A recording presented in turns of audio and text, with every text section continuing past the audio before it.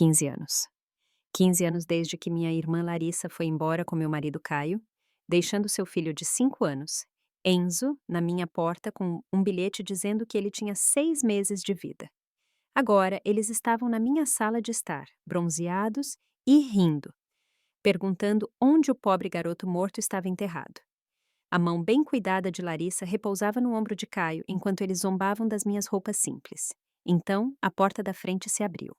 Enzo entrou, com seu 1,80 m de altura, vestindo seu pijama cirúrgico. Os sorrisos deles morreram instantaneamente. No momento em que Enzo passou por aquela porta, o ar na sala congelou. Eu observei a mão de Larissa deslizar do ombro de Caio como se ela tivesse tocado em metal quente.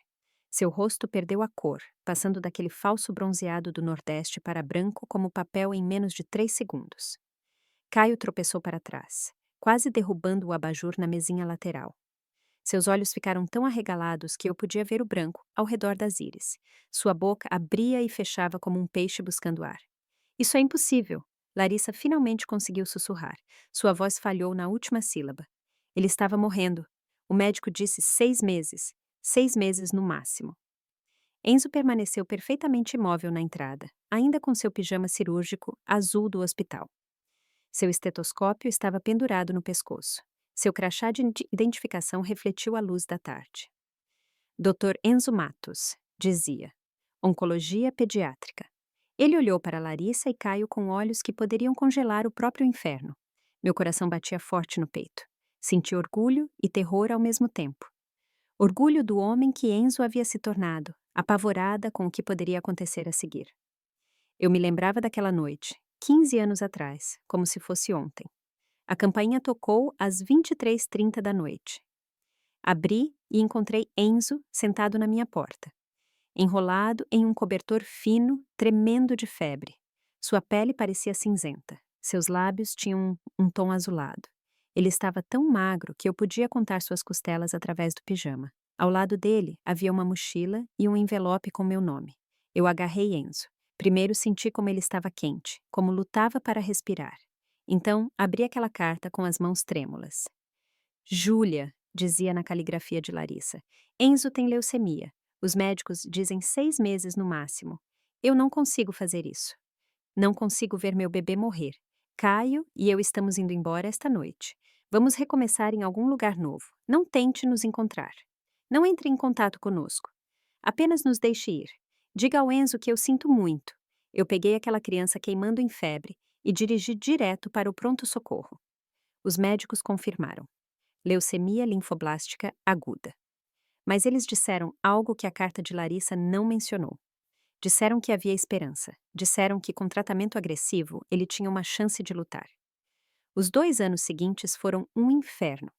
Quimioterapia que o deixava tão doente que não conseguia manter nem água no estômago. Radiação que queimava sua pele. Transplantes de medula óssea que quase o mataram. Eu segurei sua mão a cada segundo. Dormi em cadeiras de hospital. Aprendi a dar injeções. Pesquisei todas as opções de tratamento. Lutei com os planos de saúde. Peguei empréstimos que ainda estou pagando. E Enzo lutou mais do que qualquer pessoa que eu já vi. Aquele garotinho de 5 anos se recusou a desistir. Ele sobreviveu. Agora ele estava diante das 2 pessoas que o abandonaram. Um testemunho vivo da crueldade deles. Larissa encontrou sua voz novamente. O choque passou, substituído por algo mais duro. Bom, ela disse, ajeitando sua blusa de grife. Isso é uma grande surpresa, mas não estamos aqui para uma reunião comovente. Caio deu um passo à frente, tentando recuperar a compostura. Ele alisou sua camisa polo. Estamos aqui porque mamãe e papai deixaram algo para trás quando morreram. Meu estômago revirou. Nossos pais, Jorge e Helena. Eles morreram há 2 meses em um acidente de carro. Um motorista bêbado ultrapassou o sinal vermelho. Eles nem viram o que os atingiu. O funeral tinha sido pequeno, apenas eu, Enzo e alguns amigos deles. Larissa nem sequer mandou flores. Do que você está falando? Perguntei, embora já sentisse o pavor subindo pela minha espinha. Larissa tirou uma pasta manila grossa de sua bolsa de couro cara. Ela a jogou na mesinha de centro com um baque surdo. O testamento de mamãe e papai, disse ela, sua voz adquirindo um tom afiado. Eles deixaram o patrimônio da família para nós 2. 50-50. tudo. A casa, o terreno, os investimentos, tudo. Senti o mundo girar. A casa valia pelo menos lhe 2 milhões de reais. Estava situada em 10 hectares de terreno nobre. E ainda havia a carteira de ações do papai, a coleção de joias da mamãe, os imóveis alugados que eles possuíam no centro. O patrimônio total devia valer perto de 4 milhões. Isso não pode estar certo, gaguejei. Você foi embora há 15 anos. Você nunca ligou, nunca escreveu, nunca voltou. Caio tirou outro conjunto de papéis. Nossos advogados verificaram. É tudo legal, completamente legítimo. Seus pais nunca mudaram o testamento depois que fomos embora. Ambas as filhas herdam igualmente. Ele disse isso com tanta arrogância, como se tivesse ganhado algum tipo de prêmio. Larissa recostou-se no sofá, cruzando as pernas. Seus sapatos provavelmente custavam mais do que meu salário mensal como professora do ensino fundamental I. Precisamos vender tudo, ela anunciou. Dividir o dinheiro pelo meio. Tenho certeza que você entende, Júlia. É apenas justo. Justo? A palavra explodiu de mim. Você quer falar sobre justo? Você abandonou seu filho. Você me deixou para criá-lo, para vê-lo quase morrer, para lutar por sua vida enquanto vocês dois fugiam para brincar de casinha em algum lugar. Ah, não seja tão dramática. Larissa gesticulou com desdém. O garoto obviamente sobreviveu. Você se saiu bem. O nome dele é Enzo, eu disse entre dentes. Caio lançou a Enzo um olhar de puro desdém. Que seja. Olha, Júlia, isso não é sobre história antiga. Isso é negócio. Esta casa é enorme. Para que você precisa dela? É só você e esse garoto. Esse garoto salvou vidas hoje. Enzo falou pela primeira vez. Sua voz era profunda, calma, controlada. Operei uma menina de 7 anos com a mesma doença que eu tive. Ela vai sobreviver por causa do que aprendi com meu próprio tratamento. O que vocês dois fizeram hoje, além de aparecer aqui para roubar a mulher que me criou? O rosto de Larissa ficou vermelho. Como ousa falar assim conosco? Eu sou sua mãe. Não, Enzo disse baixinho. Você é a mulher que me deu à luz e depois me deixou para morrer. A Júlia é minha mãe. Foi ela quem sentou ao lado da minha cama de hospital por 72 horas seguidas, quando tive uma parada durante minha primeira rodada de químio. Foi ela quem segurou minha cabeça enquanto eu vomitava sangue. Foi ela quem me contou histórias de ninar quando eu estava fraco demais para dormir. Você é apenas a Larissa. O silêncio que se seguiu foi ensurdecedor. Larissa se recuperou primeiro. Ela sempre soube como se reerguer quando as coisas não saíam do seu jeito. Ótimo, ela disparou. Seja ingrato. Mas a lei é a lei. Júlia, você tem 1 semana para concordar em vender ou tomaremos medidas legais. Estamos hospedados no Hotel Palace. Você sabe onde nos encontrar. Ela se levantou, alisando a saia. Caio a seguiu, lançando-me um último olhar de desdém. Ah, e Júlia? Larissa parou na porta. É melhor começar a empacotar. Aquele quarto de hóspedes onde você guardava todas as coisas da mamãe. Eu sempre quis transformá-lo em um escritório em casa. A porta bateu atrás deles. Fiquei ali, tremendo, incapaz de processar o que tinha acabado de acontecer. Esta casa, a casa onde cresci, onde mamãe me ensinou a fazer bolo na cozinha, onde papai construiu uma casa na árvore para mim no quintal, onde eu cuidei de Enzo até ele se recuperar no quarto de hóspedes, que se tornou seu quarto. Eles queriam tirar tudo. Enzo atravessou a sala e me abraçou. Mãe, ele disse suavemente. Precisamos lutar contra isso. Não vou deixar que tirem sua casa. Eu me apoiei nele. Este menino que eu criei, este homem em que ele se tornou. Eu não sei como, sussurrei. Não tenho dinheiro para advogados. Eu mal consigo pagar o IPTU deste lugar. Então vamos descobrir juntos, disse ele com firmeza. Você não desistiu de mim quando todos os outros desistiram. Eu não vou desistir de você agora. Mas mesmo enquanto ele dizia isso, eu sentia as paredes se fechando. Larissa e Caio tinham dinheiro. Tinham advogados. O que eu tinha? Um salário de professora e uma hipoteca. Como eu poderia lutar contra eles? Mal dormi naquela noite. Toda vez que fechava os olhos, via o rosto arrogante de Larissa. Ouvia a voz zombeteira de Caio. Quando o sol nasceu, eu tinha tomado uma decisão. Eu precisava de ajuda. Às 7 da manhã, liguei para o Dr. Pimentel. Ele era o advogado da nossa família há 20 anos. Ele cuidou dos contratos de negócios do papai, do planejamento imobiliário da mamãe, até me ajudou com a papelada de adoção do Enzo. Se alguém podia me ajudar, era ele. Júlia, sua voz familiar e rouca atendeu no terceiro toque. Eu estava me perguntando quando você ligaria. Suponho que seja sobre a visita da sua irmã. Você sabe sobre isso? Perguntei surpresa. Cidade pequena, disse ele. As notícias correm. Venha ao meu escritório esta tarde, às 14 horas. Vamos resolver isso. Desliguei, sentindo o primeiro vislumbre de esperança que tive desde ontem. Enzo queria vir comigo, mas ele tinha um plantão no hospital. Um plantão duplo, cobrindo outro médico. Você tem certeza que vai ficar bem? Ele perguntou, a preocupação vincando sua testa. Vou ficar bem, assegurei. O doutor Pimentel conhece nossa família desde sempre. Ele saberá o que fazer. Exatamente às 14, entrei na Pimentel e Associados. O escritório cheirava a livros antigos e lustramóveis de limão. A secretária do Dr. Pimentel, uma doce senhora chamada Dorothy, que trabalhava lá há 30 anos, sorriu para mim com tristeza. Pode entrar, querida, disse ela. Ele está te esperando. O Dr. Pimentel se levantou quando entrei. Ele estava no final dos seus 60 anos, cabelos prateados, óculos de leitura empoleirados no nariz. Ele sempre me lembrou uma figura de avô, caloroso, confiável. Sente-se, Júlia. Ele gesticulou para a cadeira de couro em frente à sua enorme mesa de carvalho. Eu puxei o testamento dos seus pais. Deixe-me dar uma olhada no que estamos enfrentando. Entreguei-lhe as cópias que Larissa havia deixado. Ele as estudou pelo que pareceu uma eternidade, fazendo pequenos ruídos, virando as páginas para frente e para trás. Finalmente, ele ergueu os olhos. Bem, ele suspirou. O testamento é claro. Tudo vai para ambas as filhas igualmente. Não há cláusula sobre abandono ou afastamento. Legalmente, Larissa tem tanto direito a esta herança quanto você. Meu coração afundou. Mas tem que haver algo que possamos fazer. Ela foi embora por 15 anos.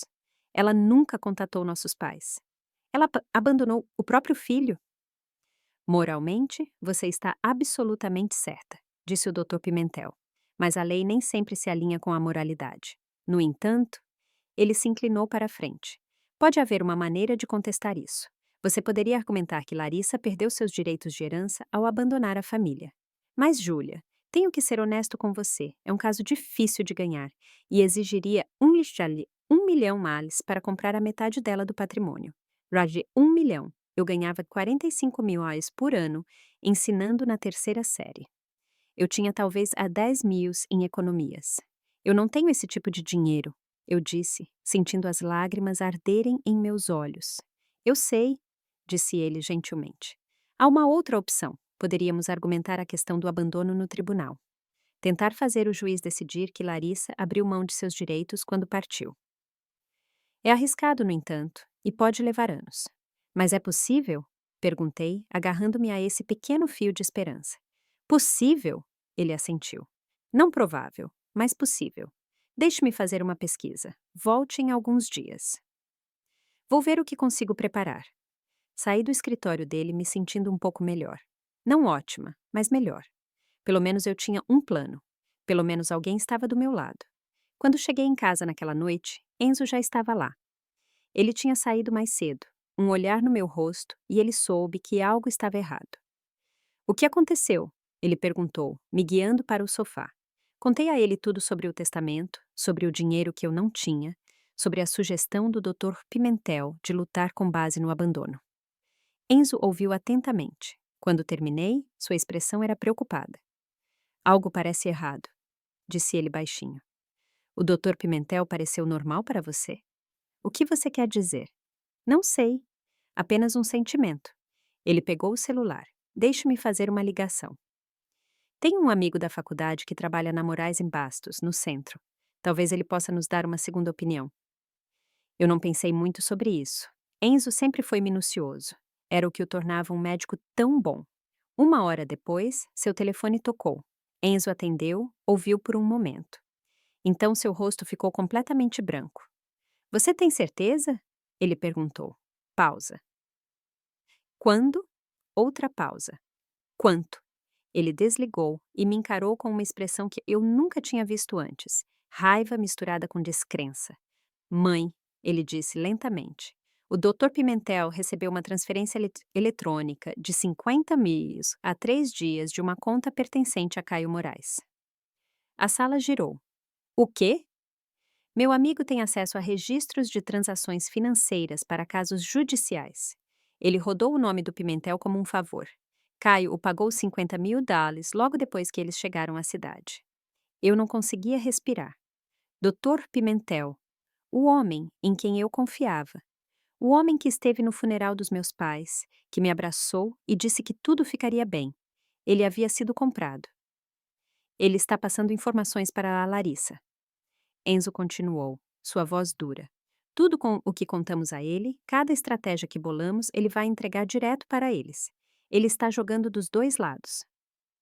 A traição doeu mais fundo do que a de Larissa. Eu não esperava nada da minha irmã. Mas o Dr. Pimentel, ele me conhecia desde criança.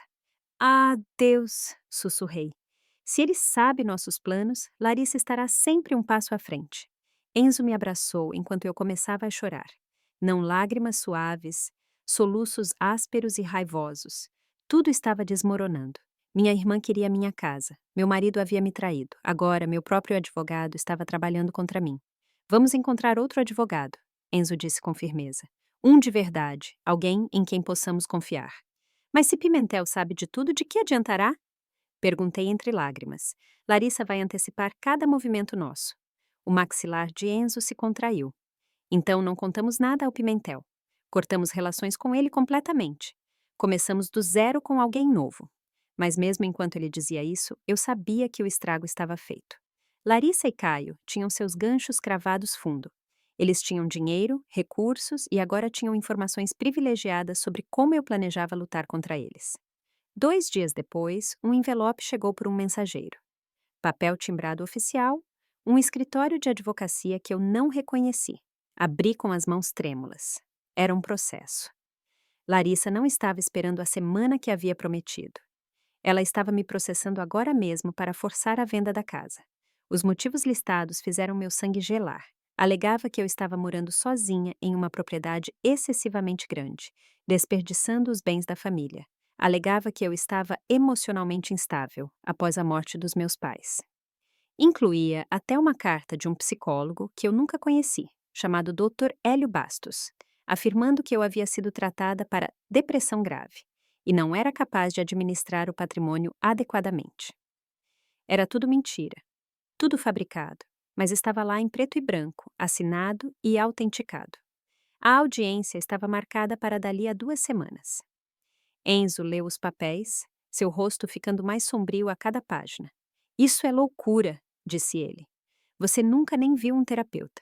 Como eles conseguiram um psicólogo para assinar isso? Pimentel, eu disse, entorpecida. Ele deve ter arranjado isso. Ele conhece pessoas. Ele tem conexões.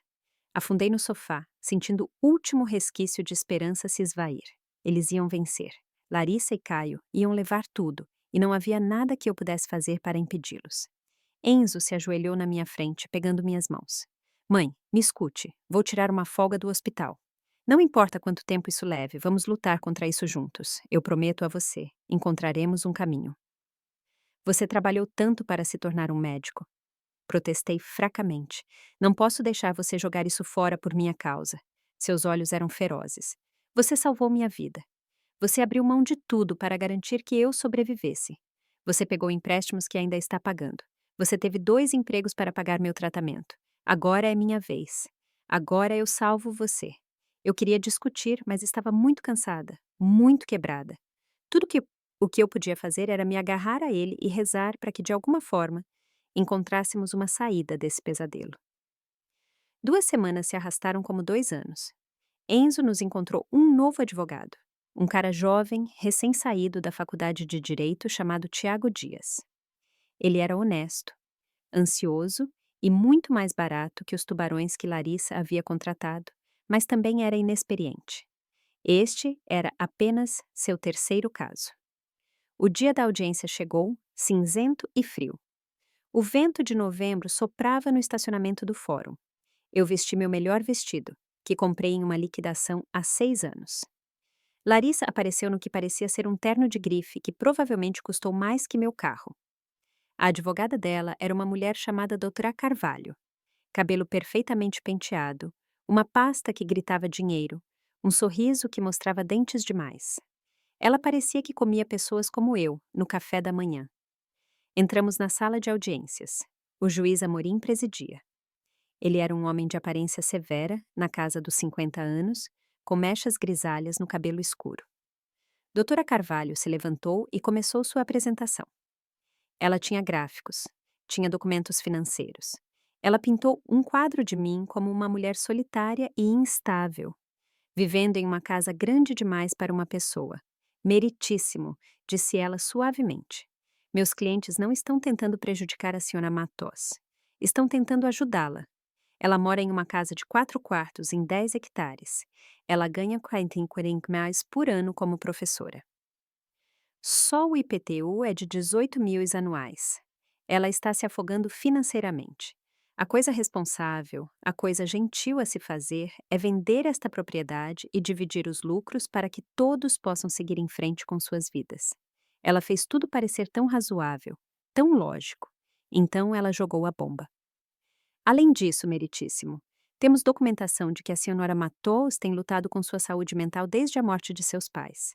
Ela foi tratada para depressão grave. Ela é incapaz de tomar decisões financeiras sólidas em seu estado atual. Tiago se levantou. Objeção. Minha cliente nunca foi tratada para depressão. Isso é evidência fabricada. Doutora Carvalho sorriu aquele sorriso de tubarão. Tem uma carta aqui do Dr. Hélio Bastos, um psicólogo licenciado, afirmando que ele tratou a senhora Matos por 6 sessões após o acidente de seus pais. Eu nunca tinha ouvido falar do Dr. Hélio Bastos na minha vida. Tiago olhou para mim. Eu balancei a cabeça freneticamente. Ele se virou para o juiz. Meritíssimo, minha cliente nega ter visto esse médico. Gostaríamos de chamá-lo como testemunha para verificar esta alegação. O juiz Amorim pareceu irritado. Esta é uma audiência preliminar, advogado, não um julgamento. Vou considerar a documentação. Ele olhou para os papéis que a doutora Carvalho havia submetido. No entanto, estou preocupado com a capacidade da senhora Matos de manter uma propriedade tão grande sozinha. Doutora Carvalho, o que seus clientes estão propondo? Uma venda rápida, meritíssimo. Temos um comprador pronto para adquirir a propriedade como está por ímbilo a 8 milhões. O dinheiro seria dividido igualmente entre as duas irmãs. A senhora Matos teria 900 mil dólares para comprar uma casa mais apropriada para sua situação. Tiago se levantou novamente. Meritíssimo, esta casa está na família da minha cliente há 40 anos. Seus pais a construíram. Ela criou seu filho lá. Está cheia de memórias insubstituíveis. Não se pode colocar um preço nisso. Mas você pode colocar um preço no IPTU, disse o juiz Amorim secamente. Ele estudou os papéis à sua frente pelo que pareceu uma eternidade. Finalmente, ele ergueu os olhos. Aqui está a minha decisão. A casa será vendida. Senhora Matos, você tem 30 dias para desocupar o imóvel. A propriedade será listada imediatamente. Os lucros serão mantidos em custódia até que a venda seja concluída, e então divididos igualmente entre ambas as partes, conforme estipulado no testamento. Sessão encerrada. O martelo bateu. Eu não conseguia me mover, não conseguia respirar. 30 dias. Eu tinha 30 dias para deixar o único lar que eu já conheci. Tiago colocou a mão no meu ombro. Sinto muito, Júlia. Podemos apelar, mas isso leva tempo e dinheiro. Eu mal o ouvi. A sala girava ao meu redor. Observei Larissa e Caio se levantarem, todos sorridentes. Doutora Carvalho apertou suas mãos, parabenizou-os. Enquanto passavam pela nossa mesa, Larissa se inclinou. Seu perfume era sufocante. Você deveria ter assinado quando pedimos gentilmente. Ela sussurrou no meu ouvido. Agora você não ganha nada além de 900 mil e um monte de desgosto. Aproveite para empacotar todas essas memórias preciosas. Caio parou também, olhando para mim com puro desprezo. Acho que aquele garoto moribundo te trouxe azar, afinal. Deveria ter deixado a natureza seguir seu curso 15 anos atrás.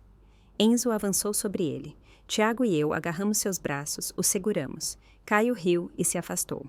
Do lado de fora do fórum, fiquei no vento frio e olhei para Enzo. Sinto muito, eu disse. Sinto muito por não poder proteger sua casa. Nossa casa, ele corrigiu. E isso ainda não acabou, mãe. Eu prometo que não acabou. Mas parecia que tinha acabado. Parecia o fim de tudo. Na semana seguinte, tentei ir trabalhar.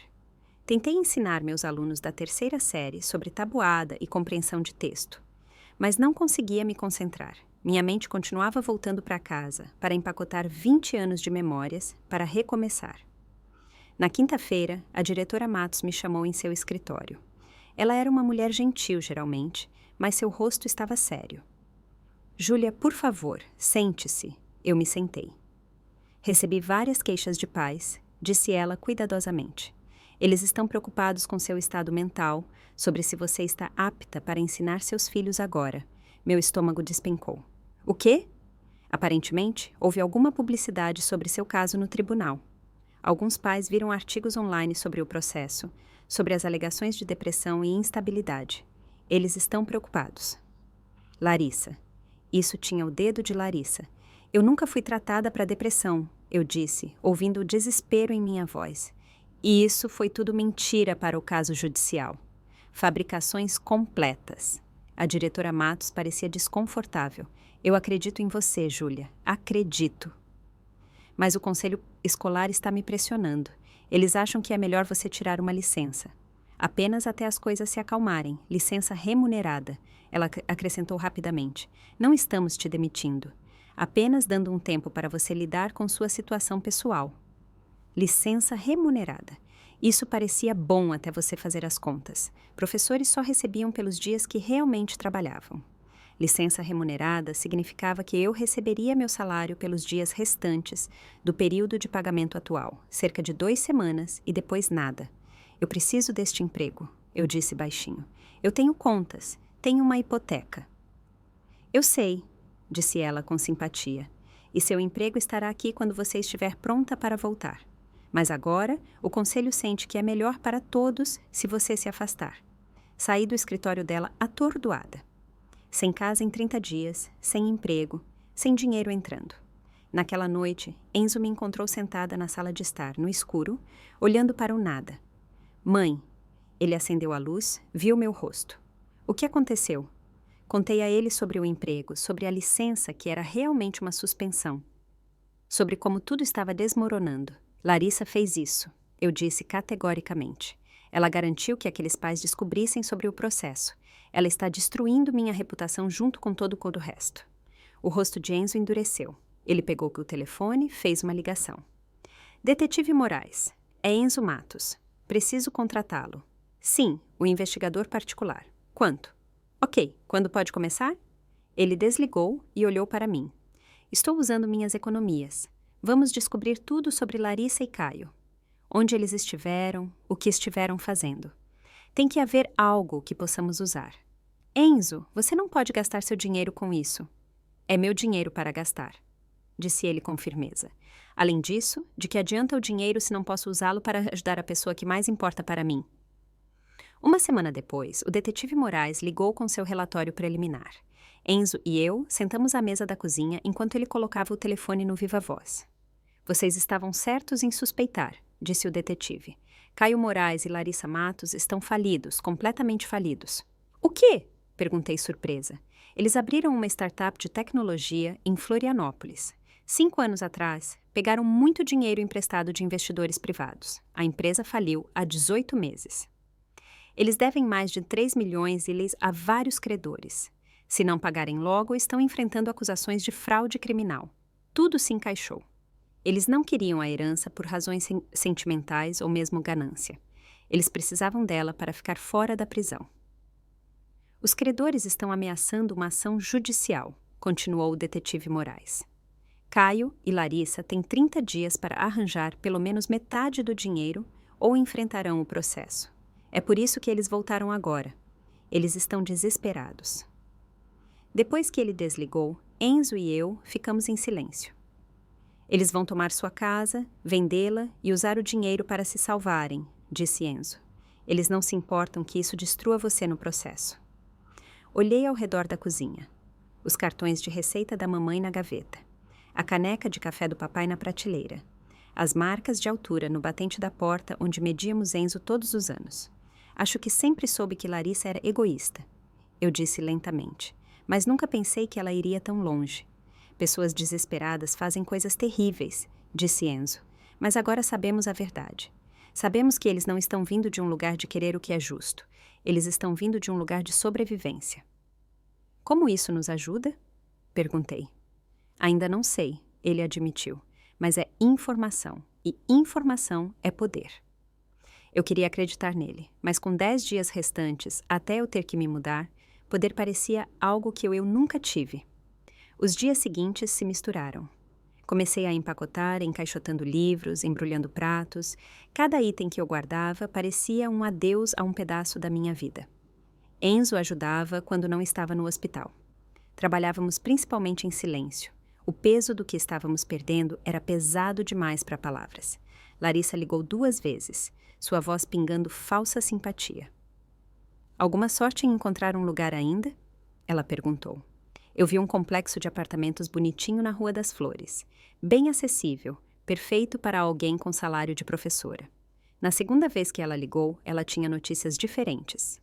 Encontramos um comprador, ela anunciou alegremente. Alguém disposto a pagar 1,8 milhão males para uma venda rápida. O fechamento está agendado para o próximo mês. Espero que você esteja empacotada até lá. Eu queria gritar com ela. Queria perguntar como ela podia ser tão cruel, mas apenas desliguei. Com 10 dias restantes, encarei o quarto de mamãe e papai. Eu estava evitando. Este quarto tinha muitas memórias. Mamãe se maquiando na penteadeira. Papai lendo o jornal em sua cadeira perto da janela. Abri o porta-joias da mamãe. Dentro estavam suas pérolas, as que a vovó deu a ela no dia do casamento, seu anel de noivado, uma pulseira de prata que papai comprou para ela no 20º aniversário deles. Segurei as pérolas e chorei. Grandes soluços convulsivos que eu vinha segurando por semanas. Enzo me encontrou lá 1 hora depois, ainda chorando, cercada por caixas e memórias. Ele não disse nada, apenas sentou ao meu lado no chão e me abraçou enquanto eu desmoronava. Naquela noite, não consegui dormir. Toda vez que fechava os olhos, via a casa sendo destruída. Estranhos vivendo nesses quartos, apagando cada vestígio da vida que construí aqui. Às 2 da manhã, levantei-me para beber água. Fiquei na cozinha, olhando pela janela para o quintal onde papai construiu um balanço para Enzo quando ele tinha 7 anos. Foi quando senti o cheiro. Fumaça. No início, pensei que estava imaginando. Alucinação induzida pelo estresse, mas ficou mais forte, mais espessa. Virei-me e vi fumaça preta saindo por baixo da porta da garagem. Enzo! Gritei, correndo para as escadas. Enzo, fogo! Ele saiu do quarto, viu a fumaça, pegou o telefone e ligou para o 123 enquanto eu corria para pegar o extintor de incêndio no armário do corredor. Mas quando abri a porta da garagem, as chamas rugiram. O calor me fez recuar. O fogo já era grande demais para o extintor. Saia! Enzo gritou, agarrando meu braço. A casa é de madeira. Vai se espalhar rápido. Corremos para fora. Quando chegamos ao gramado da frente, as chamas eram visíveis através das janelas da garagem. Os caminhões de bombeiros chegaram 7 minutos depois. 14 minutos depois disso, eles controlaram o fogo, mas o estrago estava feito. A garagem foi completamente destruída. A cozinha, que compartilhava uma parede com ela, estava destruída. Danos de fumaça preta cobriam o primeiro andar. O cheiro de madeira queimada e plástico derretido pairava no ar. Fiquei no gramado de pijama e observei os bombeiros arrastarem mangueiras pelo que costumava ser minha casa. O perito dos bombeiros se aproximou de nós assim que o sol começou a nascer. Seu rosto estava sombrio. Senhora Matos, sou o perito Rodrigues. Preciso lhe fazer algumas perguntas. Ok, eu disse, entorpecida. Quando foi a última vez que esteve na garagem? Ontem à tarde. Eu estava empacotando algumas caixas velhas guardadas lá. Notou algo incomum? Algum cheiro estranho? Alguém rondando? Não, nada. Ele assentiu lentamente. Senhora Matos, este incêndio não foi um acidente. Alguém derramou gasolina ao longo da parede dos fundos da sua garagem, ateou fogo com o que parece ser um sinalizador. Isso foi incêndio criminoso. Alguém deliberadamente ateou fogo à sua casa. As palavras não fizeram sentido a princípio. Deliberadamente. Quem queimaria minha casa? Então me atingiu. Larissa, Caio. Minha irmã, respirei.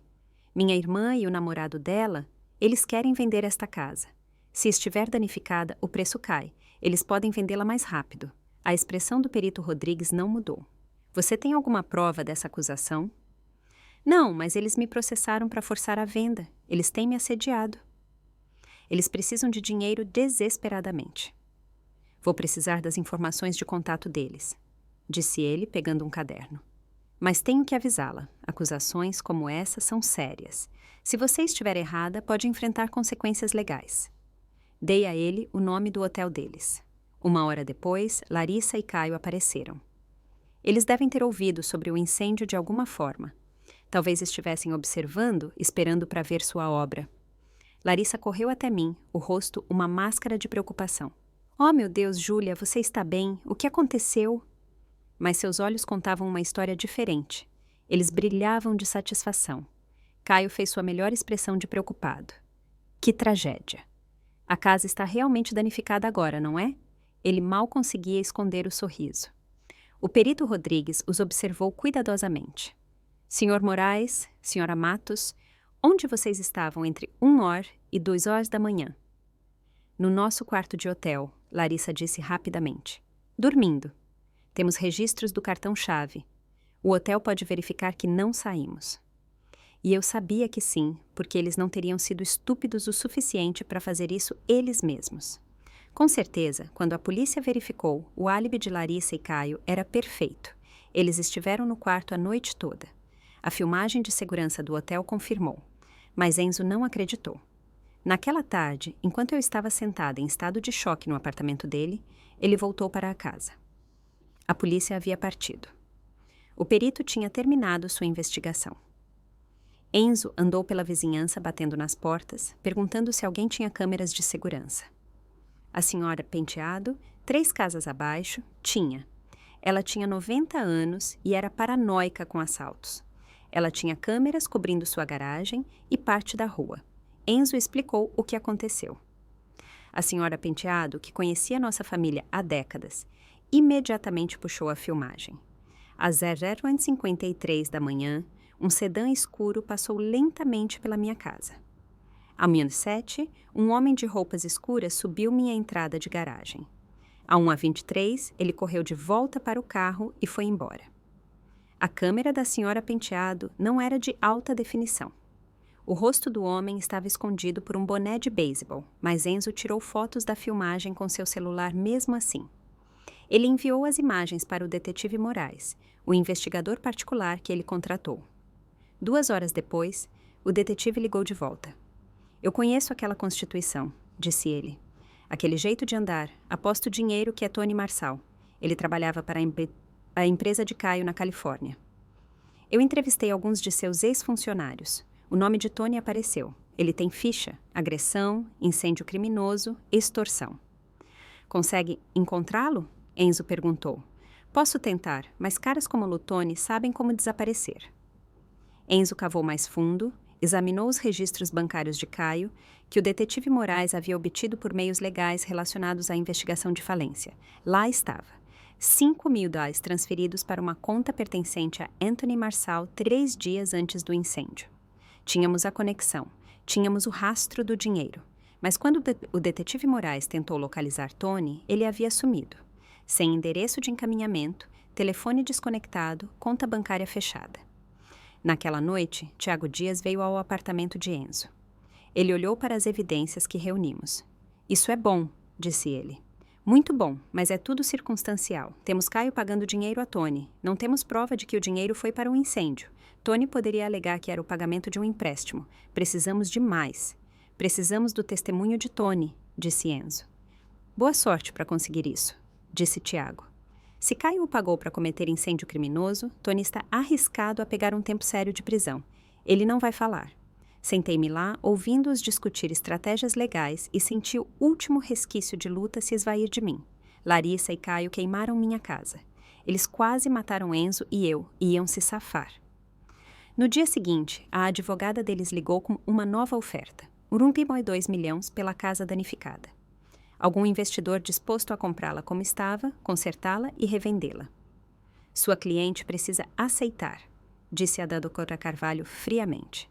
A casa mal está habitável agora. Esta é a melhor oferta que você vai conseguir. Olhei para as paredes enegrecidas da minha cozinha, para a garagem derretida onde papai costumava trabalhar em seus projetos de marcenaria, para as manchas de fumaça cobrindo tudo que eu amava. Eu não conseguia mais lutar. Estava muito cansada, muito quebrada. Eu assino, disse a Tiago. Mãe, não! Enzo protestou, mas eu balancei a cabeça.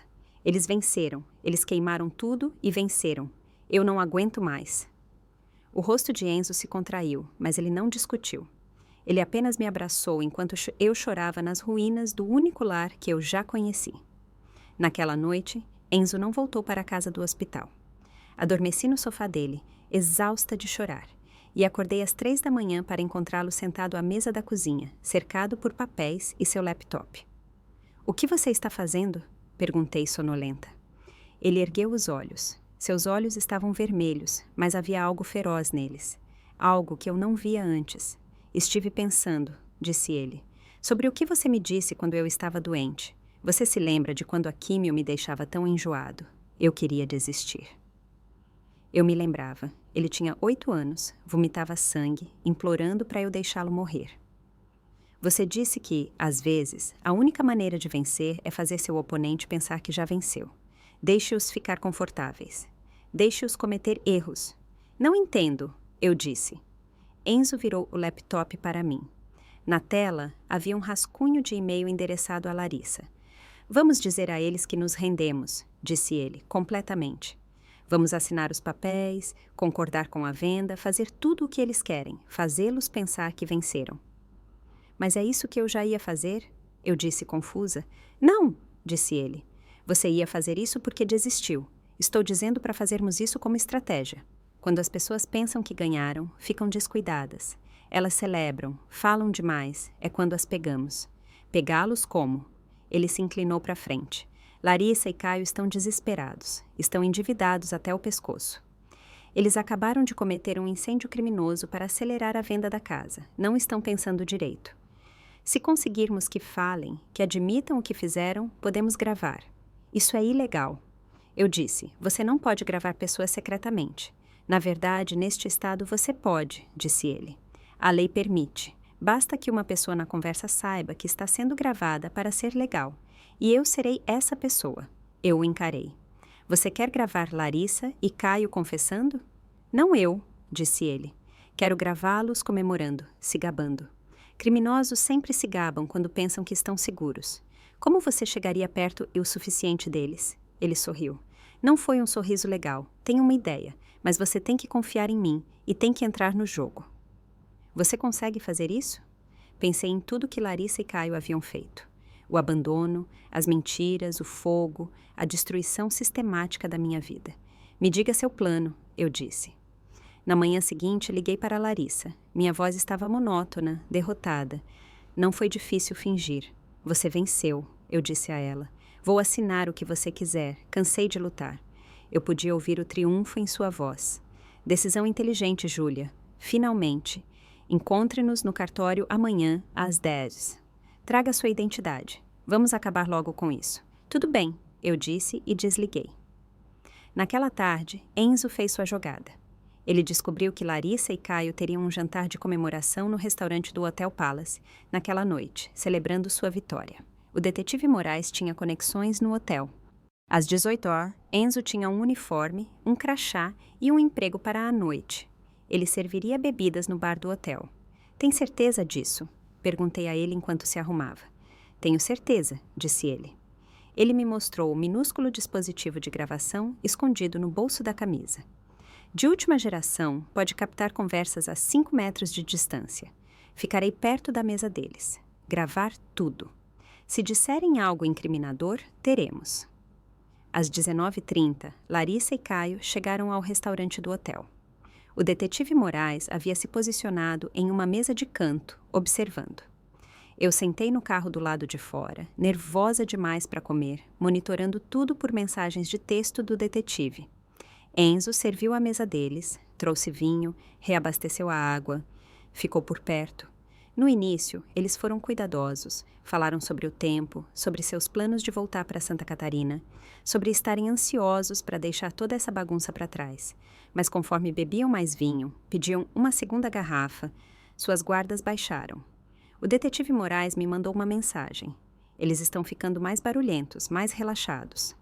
Enzo trouxe aperitivos para eles, ficou por perto, limpando mesas vazias, dobrando guardanapos, o perfeito servo invisível. Então, a doutora Carvalho chegou, a advogada deles. Ela tinha sido convidada para comemorar também. Os três estavam brindando ao sucesso quando a voz de Larissa se elevou acima do ruído geral do restaurante. Não acredito que a Júlia caiu nessa. Ela riu. Ela sempre foi a estúpida. Mamãe costumava dizer que Júlia tinha um coração de ouro, mas um cérebro de pedra. Caio riu com ela. Queimar aquela casa foi genial. Baixou o valor em 600 moins. Ela estava tão quebrada que nem conseguia pensar direito. Enzo, limpando a mesa ao lado da deles, ficou muito quieto. O dispositivo de gravação em seu bolso estava capturando cada palavra. Doutora Carvalho ergueu a taça. Há um plano bem executado. Vocês jogaram perfeitamente. Eles brindaram. Larissa tomou um longo gole de vinho. Sabe qual é a melhor parte? Ela passou 15 anos criando meu filho. 15 anos da vida dela desperdiçados naquele garoto moribundo. E para quê? Ele sobreviveu. Mas e daí? Ele não é ninguém. Apenas um médico qualquer que provavelmente terá um burnout aos 40. Falando no garoto, disse Caio, suas palavras levemente arrastadas pelo álcool. Lembra quando fomos embora, você disse que deveríamos apenas deixá-lo em um posto de bombeiros, mas eu disse não, deixe-o com a Júlia. Dessa forma, ela estaria ocupada demais lidando com uma criança moribunda para vir atrás de nós. Larissa deu uma risadinha. Você estava certo. Ela nunca nem tentou nos encontrar, ocupada demais brincando de Madre Teresa. Você nunca se sentiu mal? Perguntou a doutora Carvalho. Nem um pouco. Larissa balançou a cabeça. Ele ia morrer de qualquer jeito. O médico disse 6 meses no máximo. Eu apenas acelerei o inevitável. Por que eu deveria desperdiçar minha vida vendo ele morrer quando Caio e eu tínhamos um futuro para construir? Caio recostou-se na cadeira. Além disso, Júlia queria filhos e não podia ter. Nós fizemos um favor a ela. Sério, demos um filho para ela cuidar. Claro, ele era defeituoso, mas mendigos não podem escolher. Todos riram. A mão de Enzo tremeu enquanto ele despejava água em um copo vazio, mas ele manteve o rosto impassível, continuou desempenhando seu papel. Lembra do Martinho? Caio disse de repente, sua voz baixando ligeiramente. O sorriso de Larissa desapareceu. Caio, não. Mas ele estava bêbado agora. Qual é? O cara ia expor toda a nossa operação. Denunciar-nos à CVM, não tínhamos escolha. O que aconteceu com Martinho? Perguntou a doutora Carvalho. Ela parecia menos confortável agora. Acidente de carro, disse Caio, fazendo aspas no ar. Muito triste, muito infeliz. Os freios dele simplesmente falharam logo antes de uma colina íngreme. Você está bêbado, Larissa sibilou. Pare de falar. Mas Caio não tinha terminado. Me custou 15 mil reais para contratar alguém para mexer nos freios dele. Melhor dinheiro que já gastei. A esposa de Martinho recebeu o seguro. Todo mundo seguiu em frente. Ninguém suspeitou de nada. O rosto da doutora Carvalho ficou pálido. Vocês mataram alguém. Nós nos protegemos, Larissa disparou. Martinho ia nos destruir. Ele ia nos mandar para a prisão por fraude. Fizemos o que tínhamos que fazer. Meu Deus, doutora Carvalho sussurrou. Eu pensei que isso era apenas um caso de herança civil. Vocês não me disseram que tinham cometido assassinato. Não foi assassinato, disse Caio. Foi legítima defesa. Legítima defesa preventiva. Eles discutiram, suas vozes aumentando. Outros clientes estavam começando a olhar. Enzo se afastou da mesa deles, foi para a cozinha, pegou o dispositivo de gravação e verificou a reprodução. Ele tinha tudo, cada palavra cristalina. Ele mandou uma mensagem para o detetive Moraes. Consegui, todas as confissões. Encontro lá fora em 5. Então ele me mandou uma mensagem. Pegamos eles, mãe. Pegamos eles completamente. 20 minutos depois, sentei no carro do detetive Moraes e ouvi a gravação. Ouvi Larissa me chamar de estúpida. Ouvi Caio descrever o abandono de Enzo como um movimento estratégico. Ouvi-os rir sobre queimar minha casa. E então ouvi a parte sobre Martinho, sobre assassinato. Isso é mais do que esperávamos, disse o detetive Moraes sombriamente. Isso não é mais apenas tribunal cível. Isso é criminal, nível da Polícia Federal. Eles admitiram conspiração para cometer incêndio criminoso. Admitiram assassinato. Com esta gravação, eles vão para a prisão por muito, muito tempo. O que fazemos agora? Perguntei. Agora, disse ele, pegando o telefone. Eu ligo para alguns amigos na Federal. À meia-noite, agentes da Polícia Federal tinham cópias da gravação. Às 8 da manhã seguinte, mandados foram emitidos. A assinatura estava marcada para as 10 horas. Larissa e Caio apareceram no cartório pontualmente, ainda parecendo arrogantes e satisfeitos. Enzo e eu já estávamos lá com Tiago Dias. Doutora Carvalho não apareceu. Ela ligou naquela manhã e renunciou como advogada deles. Larissa notou. Onde está Carvalho? Ela desistiu, Caio murmurou. Algo sobre preocupações éticas. Que seja, não precisamos dela. Vamos acabar logo com isso. A oficial do cartório, uma mulher de meia-idade chamada Sra. Chen, dispôs os papéis. Se todos puderem revisar estes documentos e assinar onde indicado. Larissa pegou uma caneta. Foi quando a porta se abriu. 2 agentes da Polícia Federal entraram, seguidos por 2 policiais locais. Caio Moraes, Larissa Matos, disse a agente principal, mostrando seu distintivo. Vocês estão presos por conspiração para cometer incêndio criminoso, fraude, e temos perguntas sobre a morte de Martinho Guedes, em Santa Catarina. A cor sumiu de seus rostos. O quê? Larissa gaguejou. Isso é loucura. Não fizemos nada. Temos uma gravação, disse a agente calmamente, de vocês discutindo a contratação de alguém para queimar a propriedade na Rua Carvalho, 147. Também temos vocês discutindo a adulteração de um veículo pertencente a Martinho Guedes, resultando em sua morte. Vocês têm o direito de permanecer calados. Caio olhou ao redor descontrolado. Seus olhos pousaram em Enzo. O reconhecimento surgiu.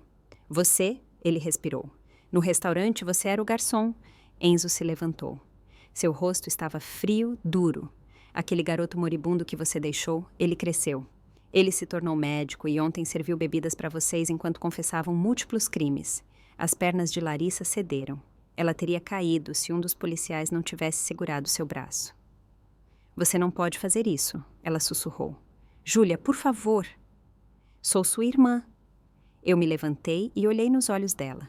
Você deixou de ser minha irmã na noite em que deixou uma criança de 5 anos na minha porta e me disse que ele tinha 6 meses de vida. Você deixou de ser minha irmã quando abandonou seu próprio filho para se poupar do inconveniente de vê-lo lutar por sua vida. Os policiais os algemaram. Leram seus direitos. Larissa começou a chorar. Júlia, por favor, não deixe eles fazerem isso. Eu sou família. Enzo é minha família, eu disse baixinho. Você é apenas a mulher que o deu à luz. E depois o jogou fora. Caio tentou correr. Deu 3 passos antes que um policial o derrubasse. Eles o levantaram, ainda lutando, ainda xingando. Enquanto arrastavam Larissa para fora, ela se virou mais uma vez. Você vai se arrepender disso, ela gritou. Você nunca verá um centavo dessa herança. Vou lutar contra isso até meu último suspiro. A porta se fechou atrás deles. O cartório ficou em silêncio. Sra. Chen olhou para Tiago. Presumo que não vamos prosseguir com a venda. Não, disse Tiago. Na verdade, dado que a senhora Larissa Matos agora enfrenta acusações criminais e que o processo foi baseado em relatórios psicológicos fraudulentos, acho que podemos dizer com segurança que o testamento original deve ser honrado. Mas, dadas as circunstâncias de seu abandono e seus crimes contra a senhora Júlia Matos, entraremos com pedido de revogação dos direitos de herança de Larissa. Sra. Chen assentiu lentamente. Bem, disse ela, este é certamente o fechamento mais emocionante que eu nunca concluí. As semanas seguintes foram um borrão de procedimentos legais, entrevistas da Polícia Federal e atenção da mídia. A história apareceu primeiro no noticiário local, depois se tornou regional. Irmã de professora local presa por incêndio criminoso e assassinato, dizia uma manchete. Batalha por herança se torna caso de polícia, dizia outra. Repórteres acamparam do lado de fora do apartamento de Enzo, onde eu estava hospedada. Não falamos com nenhum deles. Tiago lidou com todas as perguntas da mídia com um curto sem comentários.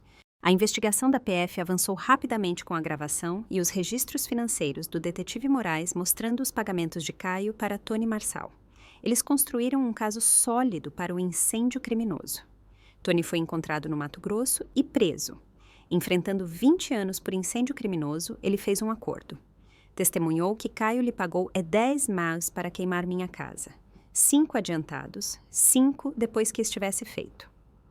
O caso de assassinato demorou mais. Martinho Guedes havia morrido há 2 anos em Florianópolis.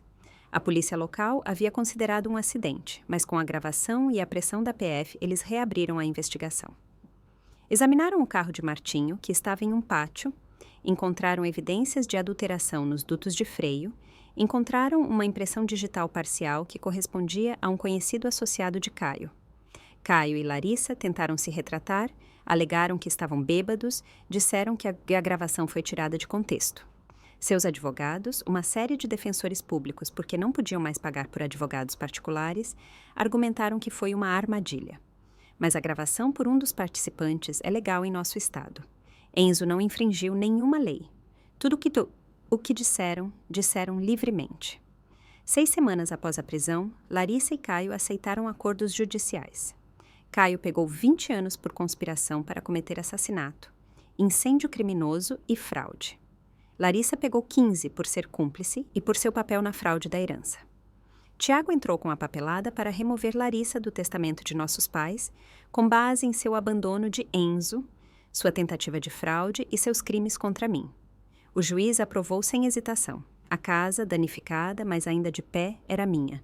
Totalmente minha, mas eu não me sentia vitoriosa. Eu me sentia exausta. No dia em que a sentença de Larissa e Caio foi finalizada, dirigi até o fórum. Enzo veio comigo. Sentamos na galeria e os observamos diante do juiz. Larissa chorou durante todo o tempo, implorou por misericórdia, disse que sentia muito, que havia cometido erros. Ela merecia outra chance. Caio permaneceu em silêncio, rosto de pedra. Quando o juiz perguntou se eu queria fazer uma declaração de impacto da vítima, quase disse não. O que havia para dizer? Eles tentaram me destruir e falharam. Não era o suficiente, mas Enzo apertou minha mão e eu me vi de pé. Caminhei até a frente do tribunal, olhei para Larissa e Caio. Eles não conseguiam me encarar. 15 anos atrás, eu disse, minha voz tremendo. Vocês deixaram uma criança doente na minha porta. Vocês não o deixaram porque não podiam pagar seu tratamento médico. Vocês o deixaram porque não queriam o inconveniente. Vocês não queriam ver seu próprio filho lutar por sua vida porque era muito difícil, muito triste, muito real. Larissa soluçou mais alto. Passei 2 anos sentada em quartos de hospital. 2 anos vendo ele quase morrer uma dúzia de vezes. 2 anos me perguntando se cada dia seria o último. Mas sabem de uma coisa? Esses foram os 2 anos mais importantes da minha vida, porque aprendi o que é o amor verdadeiro. Não o tipo que foge quando as coisas ficam difíceis, o tipo que fica, o tipo que luta. Virei-me para o juiz. Meritíssimo. Essas 2 pessoas tentaram tirar tudo de mim. Minha casa, minha reputação, meu sustento. Eles queimaram minha casa com Enzo e eu dentro. Eles nos teriam deixado morrer para acelerar um pedido de seguro. E durante tudo isso, eles riram. Eles zombaram da criança que abandonaram. Chamaram-no de inútil. Olhei de volta para Larissa. Você perguntou se eu me arrependeria de mandar você para a prisão. Eu não me arrependo, porque a prisão é onde pessoas que machucam crianças pertencem. A prisão é onde pessoas que cometem assassinato pertencem. Vocês fizeram suas escolhas. Agora vocês vão viver com as consequências. O juiz assentiu. Obrigado, Sra. Matos. Sr. Moraes. Sra. Matos, vocês foram considerados culpados de crimes graves. Crimes motivados por ganância e completo desprezo pela vida humana. As sentenças que estou impondo são brandas em comparação com o que vocês merecem. Tribunal encerrado. Os oficiais os levaram embora. Larissa olhou para trás uma última vez. Sinto muito, ela murmurou com os lábios. Eu não respondi. Sinto muito, não reconstrói minha casa. Sinto muito, não devolve a Enzo a mãe que deveria ter lutado por ele. Sinto muito era apenas uma palavra que as pessoas diziam quando eram pegas. Do lado de fora do fórum, repórteres nos cercaram com câmeras e microfones. Senhora Matos, como se sente sobre o veredito? Está satisfeita com a sentença? O que fará agora? Tiago se colocou na minha frente. Minha cliente não tem comentários no momento. Por favor, respeitem sua privacidade. Conseguimos chegar ao carro dele, voltamos para o apartamento de Enzo em silêncio.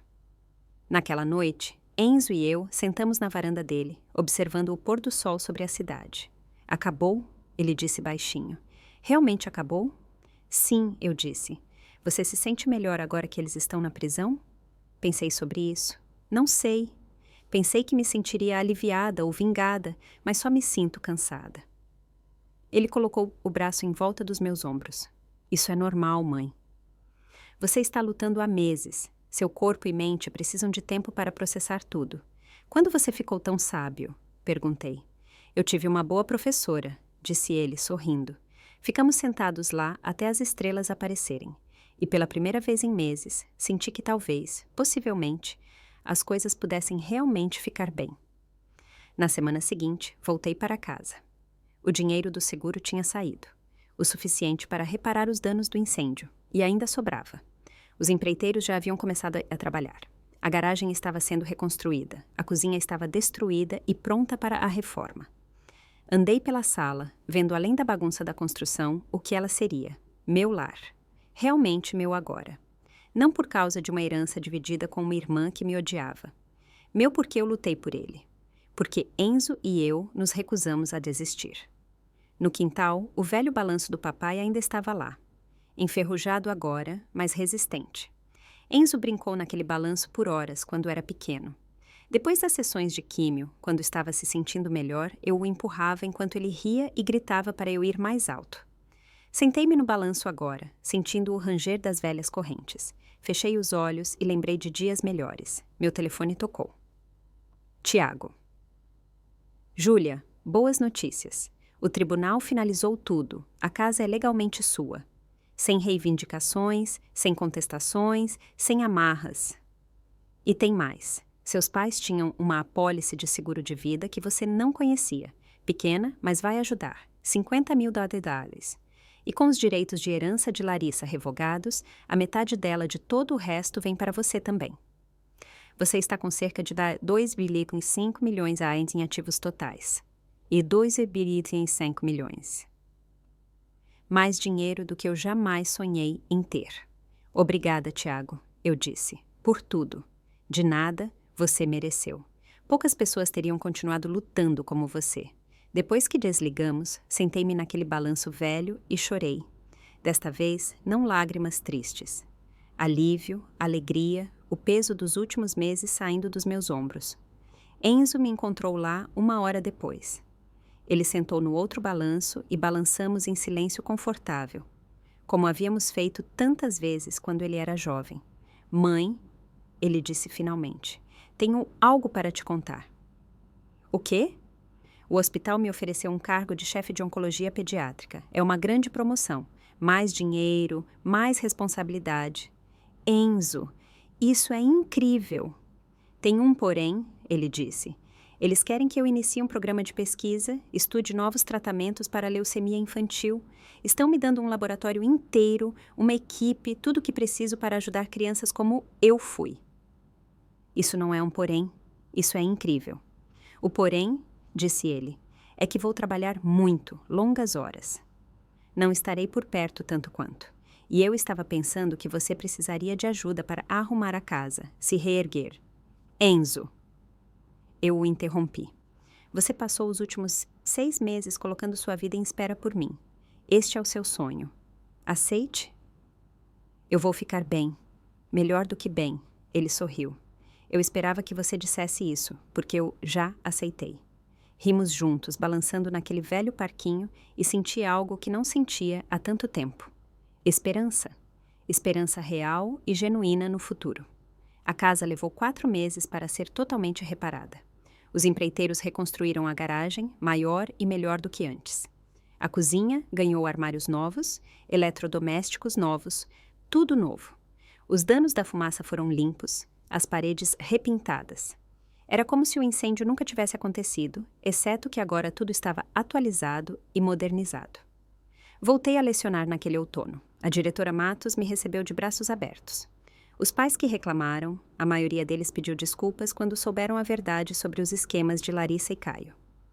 Os que não pediram desculpas, eu não me importava mais. Meus alunos da terceira série eram os mesmos de sempre. Doces, caóticos, cheios de perguntas sobre tudo. Ensinar-lhes sobre frações e história do Estado deu estrutura à minha vida novamente. Propósito.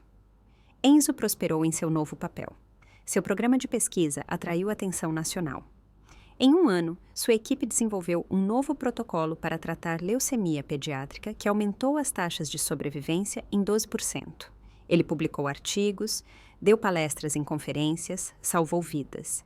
Ele conheceu alguém também, uma enfermeira pediátrica chamada Clara, que trabalhava em seu departamento. Ela era gentil, engraçada e tratava Enzo como se ele fosse a lua. Quando ele a trouxe para me conhecer, 6 meses depois de começarem a namorar, eu soube imediatamente que ela era especial. Seu filho fala de você constantemente, Clara me disse durante o jantar. Como você salvou a vida dele, como você é a heroína dele.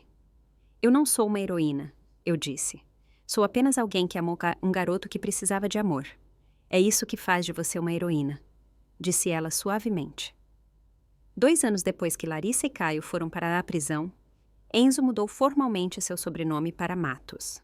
Não legalmente, ele nunca teve o sobrenome de Larissa de qualquer maneira, mas emocionalmente ele disse a todos que eu era sua mãe. Não sua tia, não sua guardiã, sua mãe. Oficializamos isso naquela primavera.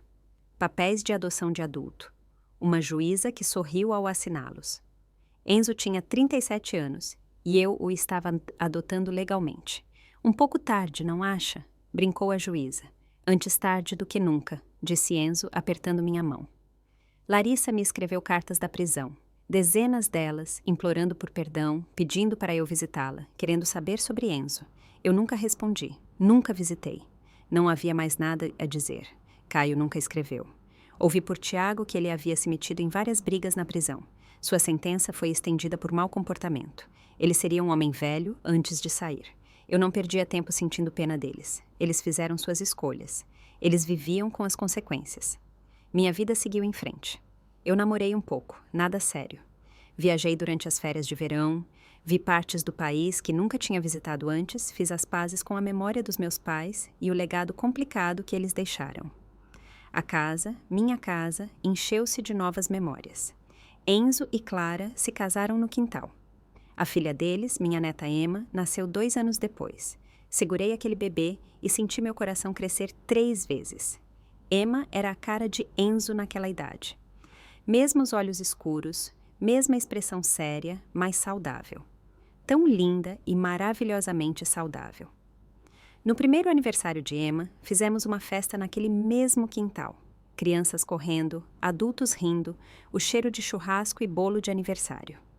Eu estava na varanda dos fundos observando Enzo empurrar Emma no balanço que ele reconstruiu a partir do seu de infância. Clara tirava fotos, gritando incentivos. Isso, era assim que a família era. Não sangue, não obrigação, mas escolha, amor. Pessoas que aparecem quando as coisas ficam difíceis e ficam. O detetive Moraes, agora aposentado, compareceu à festa com sua esposa. Tiago trouxe sua nova namorada. Até Senhora Penteado, de 3 casas abaixo, veio trazendo presentes e histórias sobre ver Enzo crescer. Enquanto o sol se punha e a festa diminuía, Enzo veio ficar ao meu lado. 1 centavo por seus pensamentos, ele perguntou. Só pensando em como tudo está diferente agora, eu disse. 2 anos atrás, pensei que tinha perdido tudo. E agora percebo que nunca perdi nada que importasse. A casa é apenas madeira e pregos. O que importa são as pessoas dentro dela. Ele me abraçou. Sabe qual é a melhor parte? O quê? Emma vai crescer sabendo o que significa família de verdade. Ela saberá que o amor não é sobre biologia. É sobre aparecer, lutar um pelo outro, escolher um ao outro todos os dias. Você vai me fazer chorar, avisei. Tarde demais. Ele riu, porque eu já estava chorando. Naquela noite, depois que todos foram embora, depois que a limpeza foi feita, sentei-me na minha sala de estar, a mesma sala onde Larissa e Caio estiveram 2 anos atrás, exigindo que eu desistisse da minha casa. Eles tentaram tirar tudo, minha casa, minha reputação, minha vida. Eles falharam porque não entendiam o que eu tinha. Eles pensavam que herança era sobre dinheiro e propriedade. Eles pensavam que família era sobre o que você podia tirar das pessoas. Mas a verdadeira herança são as lições que você passa adiante, o amor que você dá, os sacrifícios que você faz. Família de verdade são as pessoas que ficam quando todo mundo foge. Eu herdei a casa dos meus pais, sim, mas mais importante, herdei seus valores, trabalhe duro, ame profundamente, lute pelo que importa. E passei esses valores para Enzo. O vi se tornar não apenas um sobrevivente, mas um curador. Alguém que pegou sua própria dor e a usou para ajudar os outros. Essa era a verdadeira herança, não a casa ou o dinheiro. O amor, a força, a recusa em desistir mesmo quando tudo parecia sem esperança. Larissa e Caio passariam anos na prisão, amargos e com raiva, convencidos de que foram injustiçados. Eles nunca entenderiam que perderam muito antes de serem presos. Perderam quando escolheram dinheiro em vez de amor, conveniência em vez de compromisso, seu próprio conforto em vez de seu próprio filho. Eu venci porque fiz escolhas diferentes, porque quando um garotinho doente apareceu na minha porta, eu não vi um fardo, eu vi uma chance de amar alguém que precisava desesperadamente. E esse amor, essa escolha, me deu tudo o que realmente importava. Então, aqui está o que aprendi com tudo isso. Família não é quem compartilha seu sangue. Família é quem aparece às 3 da manhã quando seu mundo desmorona. Família é quem luta por você quando você está cansado demais para lutar por si mesmo. Família é quem fica. Sangue te faz parente. Lealdade te faz família. E às vezes, a família que você escolhe é mais forte do que a família com a qual você nasceu. 3 anos depois, a pesquisa de Enzo levou a um tratamento inovador. As taxas de sobrevivência da leucemia infantil saltaram para 87%. As revistas médicas chamaram de revolucionário. Eu chamei de justiça, a doença que quase o levou de mim. Ele transformou em sua missão de vida derrotá-la. Emma tinha 3 anos agora, correndo pela casa com toda a energia que Enzo nunca teve na idade dela. Saudável, forte, amada. Larissa foi libertada incondicional depois de cumprir 10 anos. Ouvi dizer que ela se mudou para o Rio Grande do Sul. Recomeçou com um novo nome. Eu não entrei em contato. Não precisei. Aquele capítulo da minha vida estava encerrado. Caio ainda estava na prisão. Ficaria por mais 8 anos. Eu nunca mais pensei nele. Minha vida não foi definida pelo que eles tentaram tirar de mim. Foi definida pelo que construí depois que eles falharam. A casa, totalmente reparada e atualizada, permanecia forte. Um testemunho de sobrevivência, de resiliência, do poder de se recusar a desistir. E toda noite, quando eu apagava as luzes e trancava as portas, eu dizia um silencioso: obrigada. Não a Larissa, por deixar Enzo para trás, mas a qualquer força no universo que trouxe aquele garotinho à minha porta 15 anos atrás. Ele salvou minha vida tanto quanto eu salvei a dele. Então, deixe-me perguntar uma coisa. Você já teve alguém tentando tirar tudo de você? Você já lutou contra probabilidades impossíveis? O que você faria se sua própria família te traísse do jeito que Larissa me traiu? Deixe seus pensamentos nos comentários abaixo. Eu leio cada um deles, e suas histórias me inspiram a continuar compartilhando as minhas. E se esta história te tocou, se te fez pensar sobre o que família realmente significa, aperte o botão de curtir. Inscreva-se para ouvir mais histórias sobre sobrevivência, justiça e as famílias inesperadas que construímos ao longo do caminho. Compartilhe isso com alguém que precisa ouvir que nunca é tarde demais para lutar pelo que importa. Obrigada por ouvir minha história. Obrigada por fazer parte desta comunidade. E lembre-se, quando a vida tentar te derrubar, quando pessoas em quem você confia tentarem te destruir, você é mais forte do que pensa. Continue lutando. Continue amando. Continue escolhendo a família que te escolhe de volta.